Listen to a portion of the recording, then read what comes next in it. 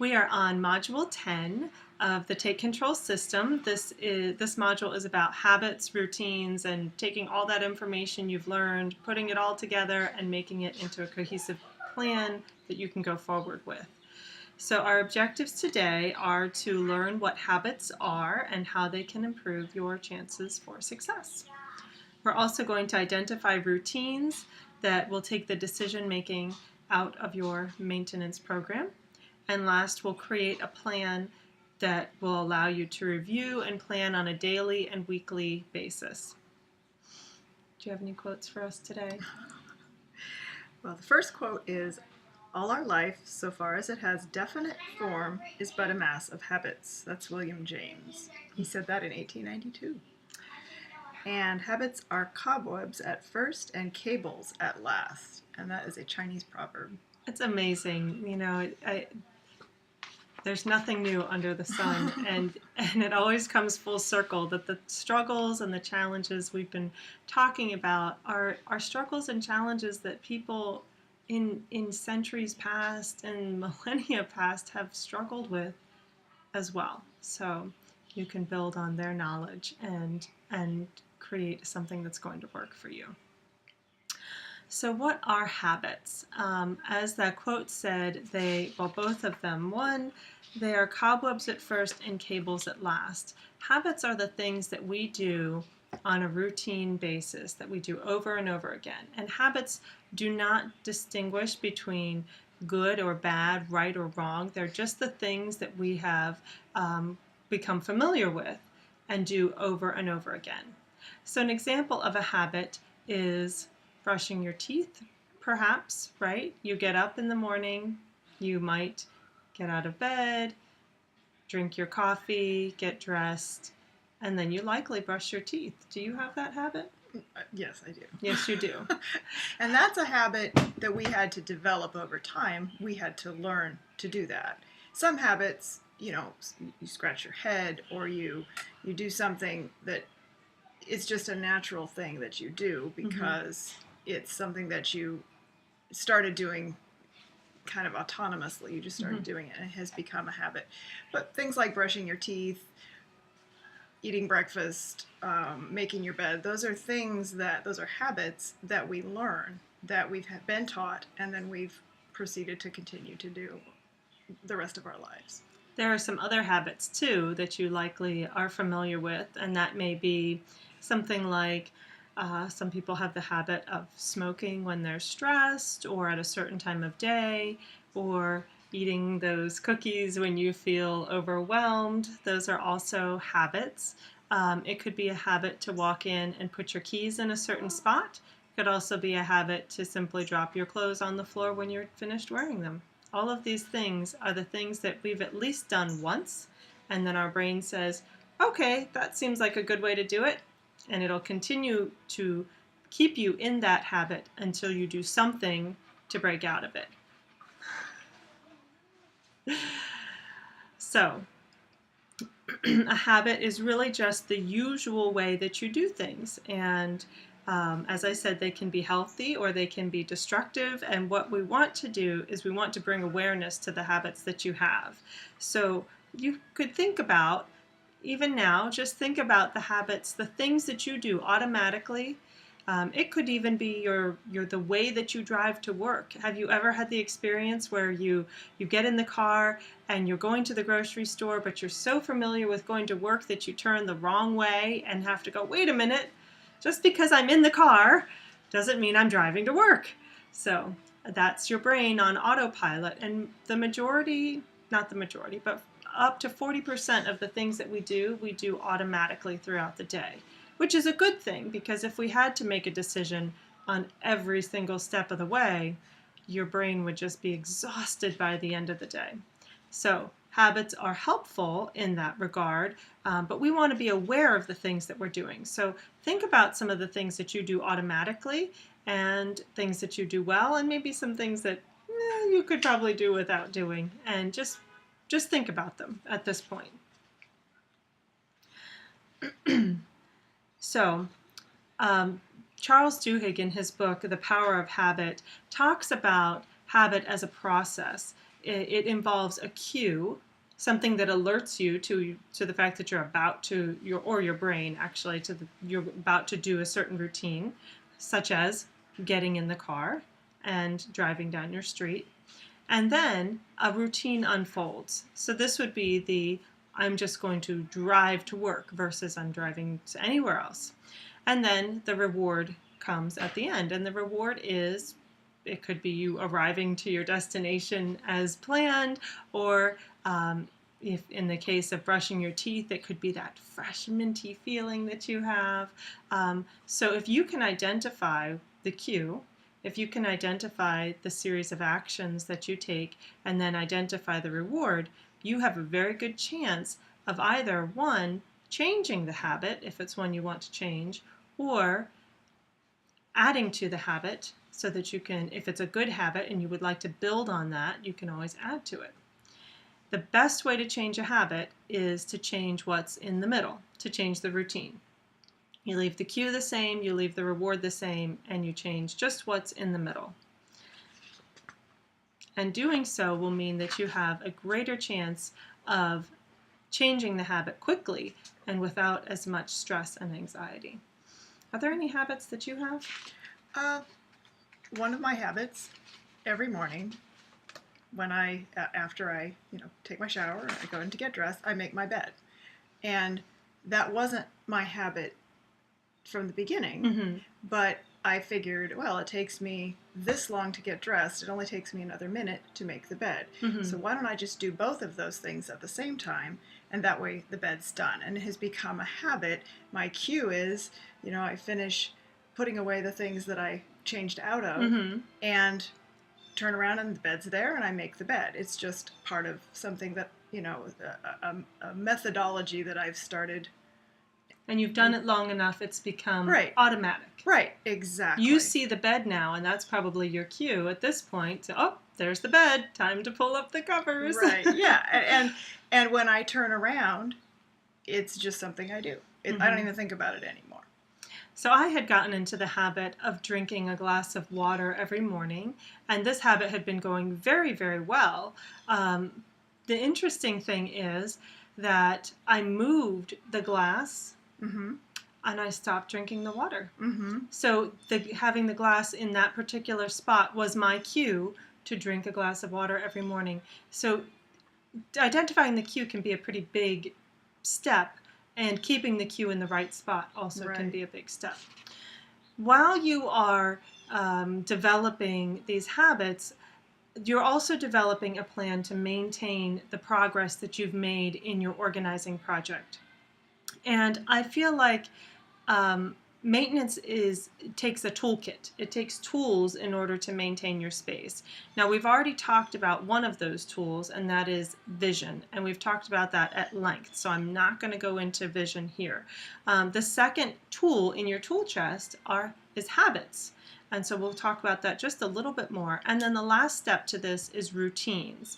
And a routine is just a series of steps that you take. So it's interesting because habit and routine, they can be used synonymously, but we're going to use them in kind of a different context here. So habit is that thing that you do automatically without thinking. Routines may not yet be habits, but they're a series of steps that you take.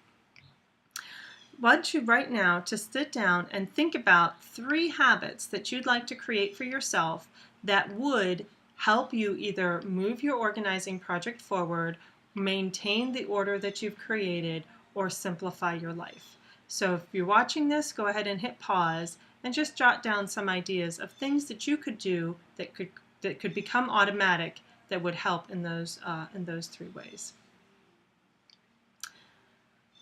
So if you've had a chance to write that down, thank you for pausing and doing that and coming back. We're going to talk about routines. So, as I said, routines are just a series of steps that you take.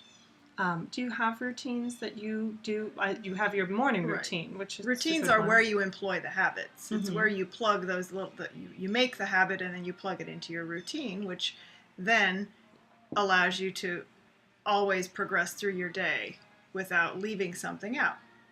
So my morning routine is, as I said, I exercise, I shower, I get dressed, I make the bed.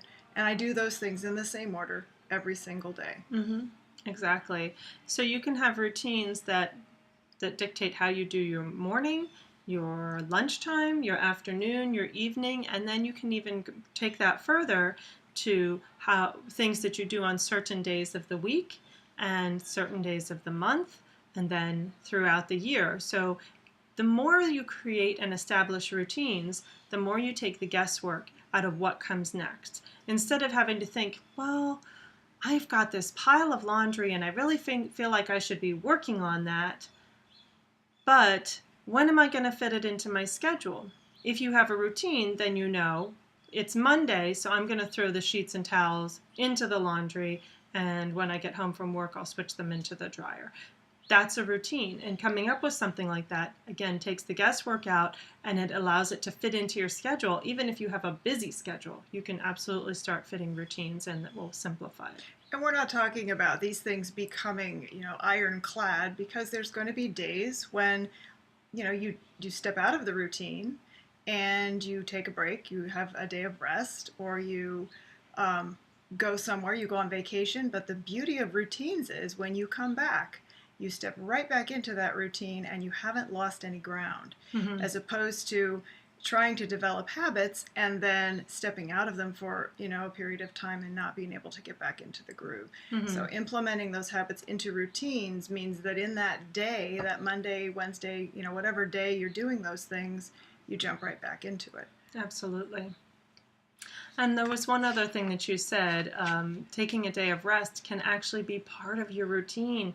If you're really busy and you don't take time for yourself, scheduling into your routine time to read, time to go for a walk outside, time to worship, any of that can be put into your routine so that it actually gets done versus Right. wondering when it will fit into your busy schedule.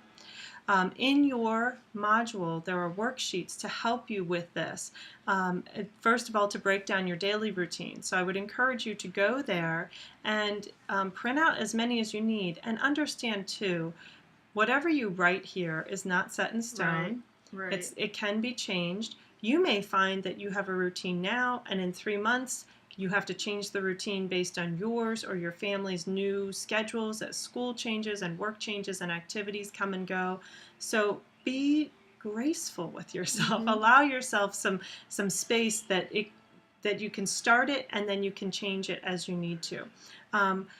We've left space there for you to write 4 different items at different times of day. So morning, mid-morning, lunch, afternoon, evening, and bedtime. And you don't have to fill this whole thing out.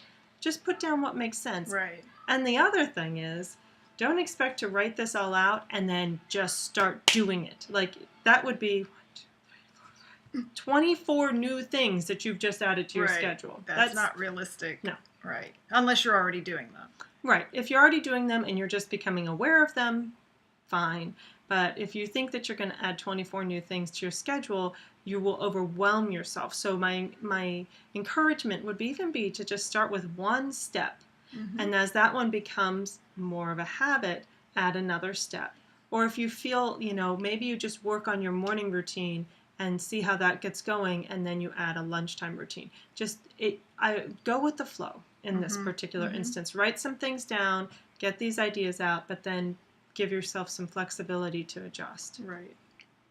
In the same way, we have routines for the week, and so you can put down the things that you typically would do on a Monday, Tuesday, Wednesday, Thursday, Friday, Saturday, Sunday. And this is a great way, especially if there's things you're not doing, to throw them into the routine so that you can just look at it. You don't need to remember. You just look at your paper on Tuesday and go, oh, Tuesday, this is the day I pay my bills. Okay, I'll sit down and do that for a few minutes. If you did that every week, Right. you would never have a late bill. You would know where your finances are. It would be a big difference in how you go about your life. In the same way, and we did not give you a worksheet for this, but you can come up with routines for the month, and say, this is what I do in January, February. It may be a way that you break down how you continually clean and organize your house. So January is living spaces, and February is the bedroom, and Mhm. April is Mhm. or March. Guess I skipped a month. Is the office, and you just keep going around and picking rooms that you focus on for that Right. particular month. By the end of the year, you'd have your house in tip-top shape, and you'd start over again in January. Right. So that being said, and I've asked you multiple times here to be flexible with yourself, allow yourself some space to develop these things. There are some things that can get in the way of developing habits and routines. So I want to look at some of those particular items, and I bet you can even identify some for yourself, where maybe you tried to establish something. Maybe it was the going to the gym routine or habit, and it just didn't work. So, what is getting in the way of you being successful? Number one is trying to work on whatever you're establishing new daily. And if it's too big to do daily, you need to break it down Yeah. and break it down into something that you can do every day. Mm-hmm. That will make a huge difference. If it's too big a job and you need to finish it in a day, break it down into sections that you do at different times during the day. If the laundry is a mountain in the morning on Monday, you can take it and you can do the washing in the morning and throw it in the dryer at lunchtime and get it folded by dinner time. Mm-hmm. But don't beat yourself up because you didn't get that whole mountain of laundry done in, an hour and a half in the morning, because that is discouraging. And anything that's really discouraging, it's like going to the gym and doing too much exercise. Mm-hmm. If it's painful, you'll tend to put it off, and then that does hamper that habit. Right, it does. So working on it a little bit every day, finding some way, because no matter what, any little bit that you do more than nothing will move you forward. Mm-hmm. And as Jennifer said, we want to make sure we're staying in a positive frame of mind. We want to make sure that the habits and routines are approachable and not punishing. And this means that if you don't do it one day, you don't beat yourself up about it. You just say, okay, I didn't do it, but I'm going to do it today, and commit to doing it that day. And you don't, this is my pet peeve, you do not punish yourself by making yourself do double the next day. Right. I'm going to go back to that toothbrush habit because it's just so silly what pressure we put on ourselves. So if we were building this toothbrush habit, it started when we were young. Our parents probably encouraged us to brush in the morning and brush in the evening. And so it was built over a long time that now we do it every day and we expect it. Right. But I bet there are times that you have not brushed your teeth. For whatever reason. I'm not judging. There are times you didn't brush your teeth. And you woke up the next day and you were still alive. Oh my gosh. And your teeth didn't fall out, and you weren't a horrible person because of it. And you brushed your teeth that next day. You didn't brush your teeth for 5 minutes instead of 2 minutes because you didn't brush the previous day. You might have brushed a little bit longer because you. Yeah. But what I'm saying is you did not beat yourself up over it. You just brushed it. I mean, you may have been sick the day before, anything could have come up that would have prevented you from doing it. So that's what I want you to do with these habits and routines. I want you to say, even though I didn't do it yesterday, I'm still a good person. I can be organized. I can still create this habit, and my life is going to be better for it. So it's important to stay in the positive frame of mind, and not to punish yourself over creating these habits, because it can take anywhere from 3 weeks to 7 months. That means that you're going to make some mistakes, and it's okay. It's okay. If you do, you just start the next day. So just get back up and try it again the next day and see how you do. As I said, any bit that you do more than 0 is going to move you forward. You might try adding a new cue, just a little, like an alarm, or ask someone to remind you. At first, you don't have to continue to do that, but just You might add a little redundancy in the reminder so that it kind of jogs you, and then you get back to the usual. I like to write, if I'm creating a new routine for myself, I just take a little note card and I write down the steps of it and I keep it Right. somewhere. For a long time, I'll go through and go, okay, did I do this? Did I do this? And I just, follow that until I know what the steps are. And if I go on vacation, a lot of times I forget and I need to get my cue card back out Right. and do it that way. And there's no harm in that. Um, the thing is, as you do these steps, what you will find is that you will feel more positive about yourself, about your environment, about what's going on, because you'll see yourself being successful. You'll see yourself making steps towards progress, and you'll be proud of yourself because you are starting to achieve the goals that you had set forth. So, um, we set those goals in a previous module, and now you're working towards them and you're using these habits and routines to make it part of your daily experience. Um, so that will Is it again an help interlude? you. I could have just kept playing it. That will help you stay in a good frame of mind and stay positive because you'll see you can build on those successes And when as you they come go. back to it, give yourself, kudos for coming back to it. You're doing a good Yeah, job. Give yourself a definitely. little pat on the back. The things that go on in our mind Mm-hmm. are so negative most of the time. Anytime you catch that little negative, nasty thought going on, I want you to try and replace it. I Mm-hmm. want you to replace it with the positive things that you are doing or the good things about you as a person and Right. just say, you know what? I'm pretty awesome because I stepped out and tried this new thing and look how well things are going. Or Right. I didn't have any habits and now I'm building habits. And how cool is that? I mean, so replace that negative self talk. You wouldn't if you're a parent, you wouldn't let your child talk to themselves that way, but yet we do it to ourselves. So Mm-hmm. change that voice in your head. The next step to this is to have built into your day, into your week, some time to plan and review.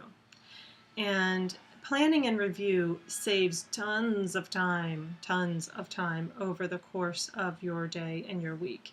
And what this looks like is every evening, sitting down and looking at what you accomplished. So again, giving yourself that chance to reflect and celebrate.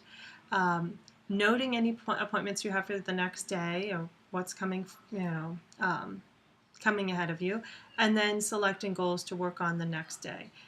If you want, you could make this into your morning routine. I just find it helpful to do it in the evening because then you can give yourself a pat on the back, and when you start in the morning, you start ready to go. You know You're exactly prepared. what to do. Exactly. You might even go as far as laying out your clothes the night before, making sure everyone's laundry is done, lunches are made. If those things are part of your routine, sometimes in the evening, getting the jump ahead jogs your memory. Mm-hmm. It lets you look at the calendar. It lets you look at your list, and it gives you a chance to kind of be a little bit ahead of the next proactive morning, especially if you're not a morning person. Well, there's that, and then just you don't have to worry. You can go to sleep just completely relaxed. Mm-hmm. Yep. So we're gonna expand on this on a weekly basis, and on a weekly basis, it's the same thing, just making it a little bit longer. What are you doing for the week? What do you need to plan for the week? Are there things that involve other people that affect your schedule, and how does that play into your to-do items? What to-do items do you have coming up, and how can you schedule them so that they get done? It's also helpful here, if you're inclined, to plan out your meals. It will take a lot of the guesswork and headache out for the week. And if you have some time, you can do this whole planning session, even with meals and finances, in less than an hour. Mm-hmm. So I would encourage you to do some time doing some financial planning every week. What money do you have coming in? What's going out? What can you spend? And that'll keep you on top of things. And look at your goals. You set those already. What you should be looking at them daily, if not weekly, to know what the next step is, what the next task is, what you should be working on. And then plan that into your schedule. So that routine that we talked about, make sure that this planning time is actually on the schedule. Right. Sunday night at 7, right before your favorite show, or sometime put it on the schedule so that you actually do it. Mm-hmm. I find that if you're in a relationship, this is a really good time to come together Mm-hmm. and talk about it together, and then you set the tone for the week so that you're both prepared. Well, this is a big moment. I can feel it. We've just finished. You have done everything. You have learned everything that that we set forth to share with you, and we have come to the end of the Take Control System modules. But it's really only the beginning. It is. Congratulations on taking these steps every time, on doing your homework, on reading the modules, on talking with your coach and your organizer, and doing the work that needed to be done. I'm sure you're seeing just amazing results because of it. I would encourage you to think about right now, at this turning point really, what has changed for you? What were some aha moments in the system that you went, oh, that's what I need to do? And what's improved because of the work that you have been doing? You can think for a little bit about the way things were when you began, but definitely think about the changes that have come because of the work that you are doing, that you've committed to. The tasks for this module were to identify 3 habits that you wanted to create, and then you already paused and did that. To identify your daily routine and your weekly routine, and then of course to go in and complete your module review, because you do have one more session that you will be working with your coach to go over all of this information. Mm-hmm. Yep. I can't wait to see what comes next for you. And please do share, because we absolutely love to hear about it. Mm-hmm. All right. Until then, bye-bye. Bye.